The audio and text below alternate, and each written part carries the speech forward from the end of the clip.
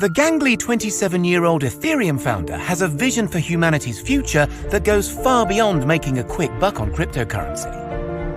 So what's actually on Vitalik Buterin's to-do list? Bringing down the nation-state, halting climate change, and even curing death itself. Can he pull it off? Join us today as we man the barricades and ask how Vitalik Buterin might lead a revolution. The flame of revolution was first ignited in Vitalik Buterin's heart during the Russian-Canadian software developer's early teens. "I happily played World of Warcraft from 2007 to 2010, the young billionaire recently wrote on his blog. Then one day, Blizzard removed the damage component from my beloved Warlock's Siphon lifespell. I cried myself to sleep," remembers Vitalik. "On that day, I realized what horrors centralized services bring." The following year, Vitalik's software developer father introduced his crestfallen son to a potential solution to the scourge of central authority, Bitcoin. Vitalik was already great at maths, able to add large numbers in his head preternaturally fast. As a child, one of his favorite toys was Microsoft Excel, so the blockchain sat very well with him. Despite enrolling in a full program of advanced courses at Canada's University of Waterloo during 2012, Vitalik simultaneously spent 30 hours of his week on assorted crypto projects. Something had to give. So Vitalik dropped out of college and dedicated his life to Ethereum. Most people only know of Ethereum as an alternative to Bitcoin. Certainly, it is an alternative to Bitcoin, and so much more besides. When Satoshi Nakamoto first devised the Bitcoin blockchain, he, or she, deliberately employed a limited programming vocabulary, largely for reasons of security. Conversely, when Vitalik set about creating Ethereum, his intent was to make his new blockchain programming language Turing complete. That is to say, versatile and capable of running elaborate secondary applications. Less a simple transaction ledger, more a fully fledged online platform. Vitalik Buterin's revolutionary new framework followed the utopian ideal of peer-to-peer interaction proposed by Satoshi Nakamoto and took it beyond straightforward commerce. Ethereum users would have a freer rein to recreate all sorts of applications or whole corporations on the Ethereum chain. If you were so minded, you could build an entire Facebook-style social network or a private stock market. To date, diverse Ethereum projects abound, from SoRare, which recreates the excitement of fantasy football leagues, to serious endeavors like Civil, which leverages cryptography to protect journalism against censorship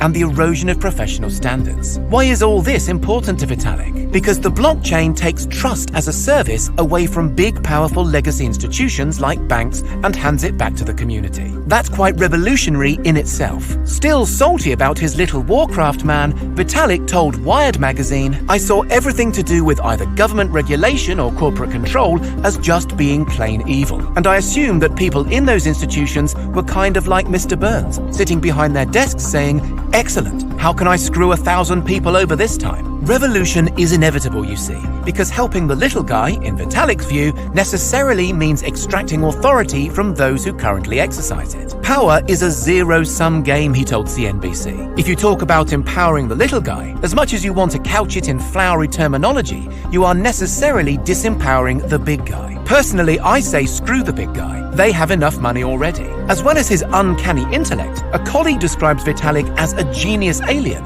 Our favorite revolutionary is not afraid to start beef. He's very publicly called out Bitcoin evangelist Craig Wright as a fraud and a scammer for claiming to be the real Satoshi Nakamoto. And traditional real-world institutions are already starting to recognize his important work, with Visa, JP Morgan Chase, UBS, and MasterCard investing significant sums in Ethereum projects during 2021. Vitalik has not only engineered a platform for new kinds of interactions, NFTs of course, and newfangled DAOs, or decentralized autonomous organizations, he is also uniquely blessed with the ability to communicate this stuff. Indeed, one of his first gigs in the crypto space was co-founder and lead writer on the influential Bitcoin magazine. Vitalik's ability to express difficult concepts in layman's terms has done much in itself to advance the crypto cause, and to this day he maintains an active blog covering his pet projects and interests with remarkable wit and clarity, for a software dweeb at least. To say nothing of the fact Vitalik speaks fluent Russian, having spent the first years of his life in Chechnya, and English and Mandarin. He learned Mandarin apparently in just a few months. Vitalik is also quite the philanthropist. He told Lex Fridman he thinks wealth for wealth's sake is a spiritual dead end, and on a whim donated $1 billion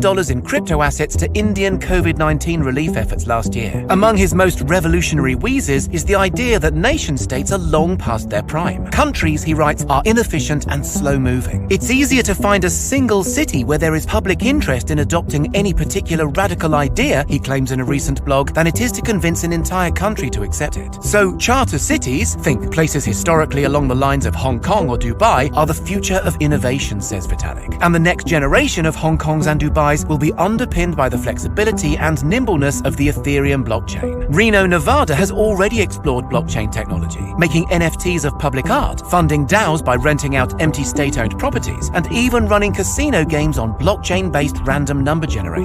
Beyond such shallow gimmicks, blockchains can improve governance in important ways. Blockchains are, by their very nature, transparent, so government fraud and collusion would be harder to pull off, because all the business of state would be carried out in the open. If you think that sounds far-fetched, you're in good company. Although he describes himself as an intellectual hipster meta-contrarian, Vitalik Buterin is the ultimate pragmatist, quite happy to admit when he's wrong, and intrigued by the countless human muddles and compromises he's been forced to make on his unexpected journey to becoming a leading tech seer. As we speak, Vitalik is working around the clock to move the Ethereum blockchain to a proof-of-stake mechanism, rather than the environmentally catastrophic proof-of-work technology he now admits was a huge mistake. Amazingly, for such an important figure in the world of crypto, he's skeptical about the recent NFT craze. I personally cannot relate, he recently told Lex Fridman, to this concept of spending a lot of money on a thing when there's no clear understanding why it would maintain its value. I cannot understand the psychology. However, Vitalik is keen on the woo-woo notion of eternal life and has invested serious time and capital promoting organizations like the SENS Research Foundation. He thinks everybody should read philosopher Nick Bostrom's Fable of the Dragon Tyrant, which basically mocks our society's daft assumption that death is inevitable. I hope the concept of seeing your parents and grandparents die will disappear, he recently said, in the same way the concept of getting lost in a city disappeared after the invention of the smartphone. Well, even if this brainy, articulate, ultra-wealthy firebrand doesn't live forever, there's a good chance his revolutionary ideas will.